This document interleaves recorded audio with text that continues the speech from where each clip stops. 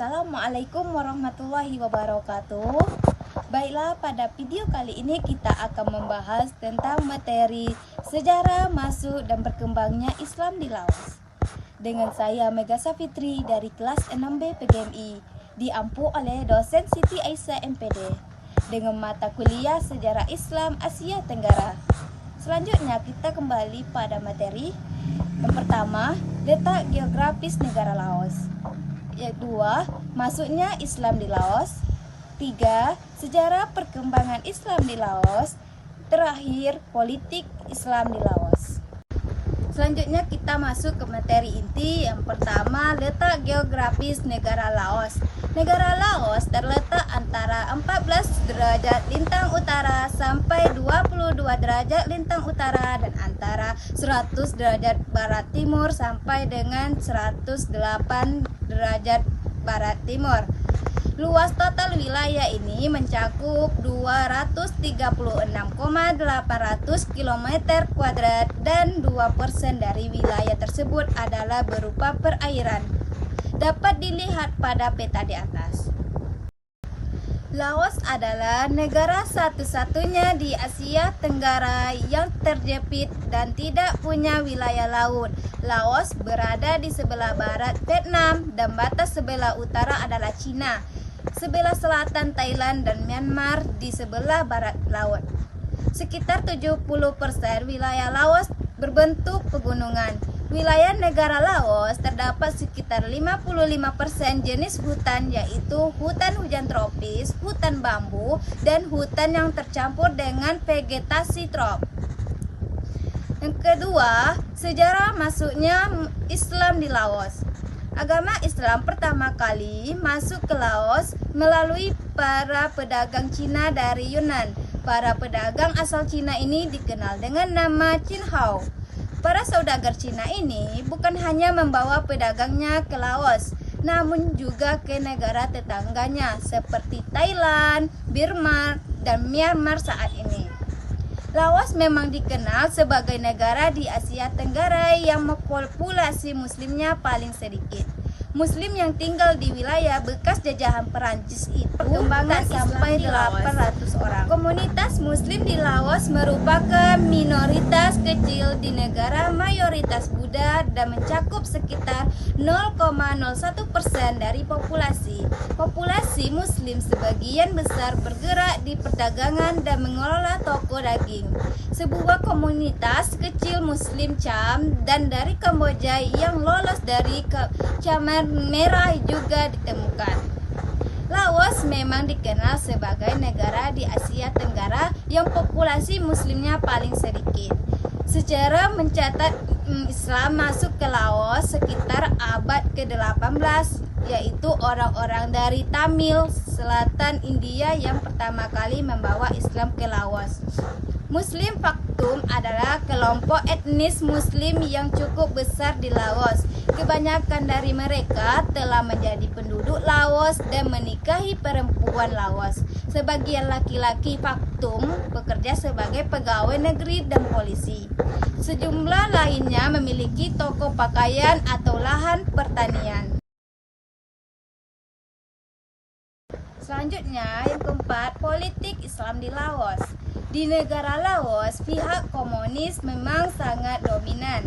Negara Laos dipilih berdasarkan peranan dari umat Islam di kawasan negara tersebut yang berbeda dengan negara lainnya di kawasan Asia Tenggara.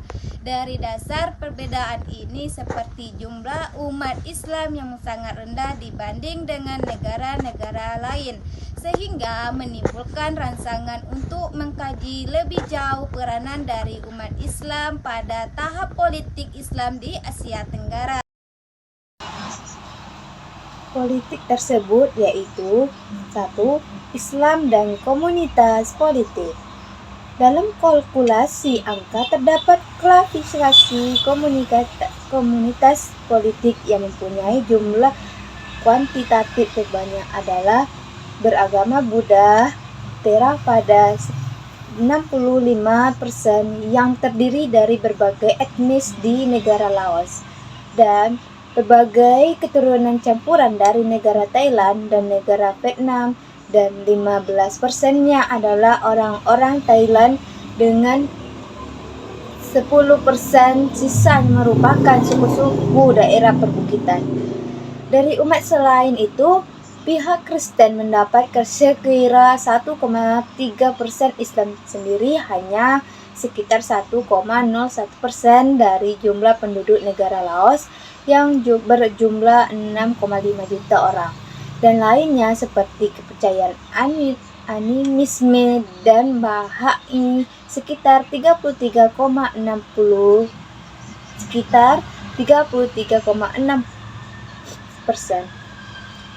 2. Islam dan konstitusi Laos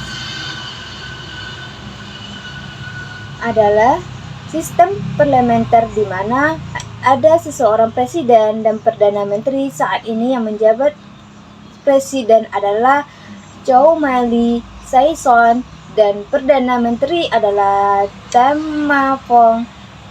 Temafong Tongsing. Dapat diketahui bahwa tipe rezim dari negara Laos ini adalah sosialis komunis yang dianut ketika pada waktu terjadi prakemerdekaan yang dibantu oleh Uni Soviet dan Vietnam.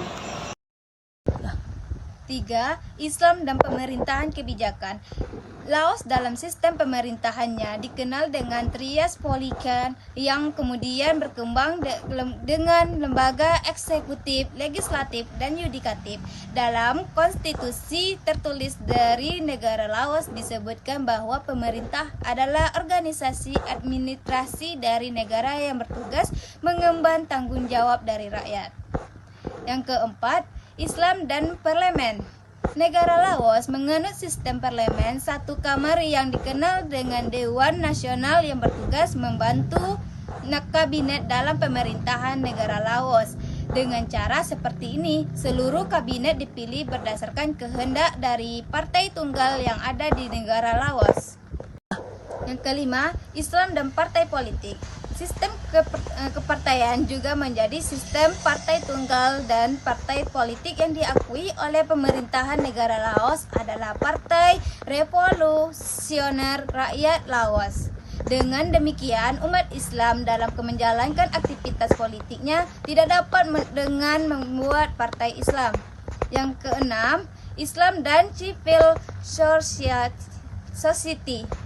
Beberapa lembaga sosial yang bertugas dalam berbagai program kemanusiaan di tengah-tengah kehidupan perpolitikan di negara Laos, yaitu Leo Women Union sebagai pengembangan keahlian kaum perempuan dalam mengurangi kemiskinan. Yang kedua, Laos National Front for Reconstruction, yaitu sebagai membangun solidaritas nasional dan membantu kelompok minoritas.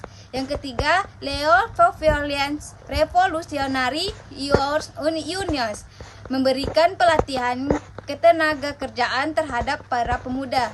Yang keempat, Leo Contrade Union yang bertugas menyalurkan aspirasi kaum buruh dan hak-hak para pekerja.